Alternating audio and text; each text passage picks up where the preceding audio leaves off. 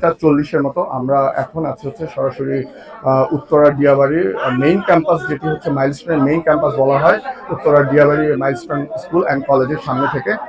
কিছুক্ষণ আগেই হচ্ছে এই ক্যাম্পাসের ভিতর থেকে হোস্টেলের কয়েকজন লাইভে এসে বলেছিল যে হচ্ছে 2টা কি 2:15-20 এই টাইমটার মধ্যে হচ্ছে একটি অ্যাম্বুলেন্স ঢুকেছিল, যে অ্যাম্বুলেন্সটিকে কেন্দ্র করে কিন্তু তাদের মধ্যে বিভিন্ন প্রশ্ন এসেছে যে কেন এত রাতে অ্যাম্বুলেন্স এই ক্যাম্পাসের মধ্যে ঢুকেছে, যেহেতু ভিতরে কোনো হচ্ছে নিহত আহত নেই, কেন তাহলে অ্যাম্বুলেন্সটা ঢুকলো।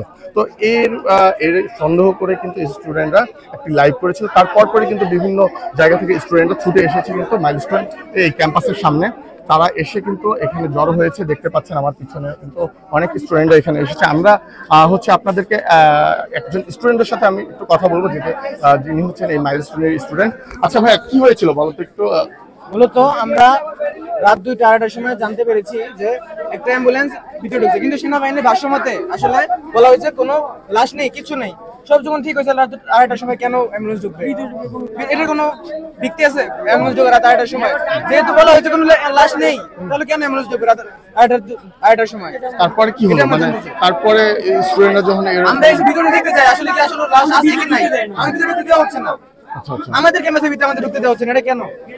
এখন পর্যন্ত কি আপনারা সুস্পষ্ট কোনো উত্তর পেয়েছেন তাদের কাছ থেকে? আমরা কোনো উত্তর পাইনি, তারা কোনো রেসপন্স করছে না। তারা তাদের লাঠি পেটা করছে, আমাদের শিক্ষকদের লাঠি পেটা করা হয়েছে, আমাদের সবারই লাঠি পেটা করা হয়েছে। এখন আপনারা মূলত এখানে এসে এখন তাদের কাছ থেকে কি জানতে চাচ্ছেন? আমরা জানতে চাচ্ছি কেন 2:30টার সময় তারা অ্যাম্বুলেন্স ঢোকালো, আর ভিতরে অবশ্যই কোনো একটা কিছু চলছে তার জন্য অ্যাম্বুলেন্স ঢোকানো হয়েছে, তাছাড়া তো কোনো কারণে অ্যাম্বুলেন্স ঢোকানো। আপনাদের যারা আছে শুভাকাঙ্ক্ষী বা যারা হচ্ছে ক্লাসমেট আছে ভিতরে হোস্টেলে, তারাই তো ভিডিওটা যোগাযোগ করেছেন, তারাই তো ভিডিওটা করে লাইভটা করে আমাদের দেখিয়েছে, তাদের লাইভটাই আমরা দেখেছি। তারপরে অ্যাম্বুলেন্সটা ঢুকে তারপরে অ্যাম্বুলেন্সটার শেষ কি হলো, মানে অ্যাম্বুলেন্স ওটা দেখাইতে দেন, তারা দেখাইতে দেন সেনাবাহিনী, তারা তো হোস্টেলের ভিতরে আছে, তারা তো এত রেকর্ড করতে পারে, তারা পেরেছে দেখেছে আর কি যে অ্যাম্বুলেন্স ঢুকছে। ঠিক আছে, ধন্যবাদ।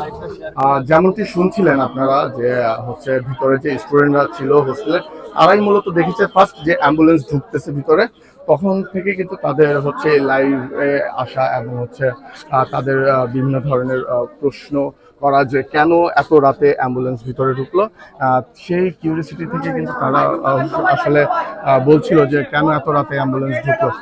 তারপরে কিন্তু তাদের লাইভ শেষ হওয়ার পরে কিন্তু বিভিন্ন জায়গা থেকে স্টুডেন্টরা কিন্তু এই ডিয়াবাড়ি ক্যাম্পাসের সামনে এসে ভিড় করতেছে।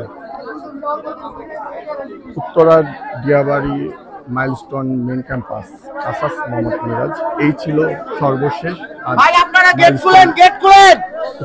মাইলস্টোন স্কুল অ্যান্ড কলেজের সামনে থেকে। ধন্যবাদ সবাইকে।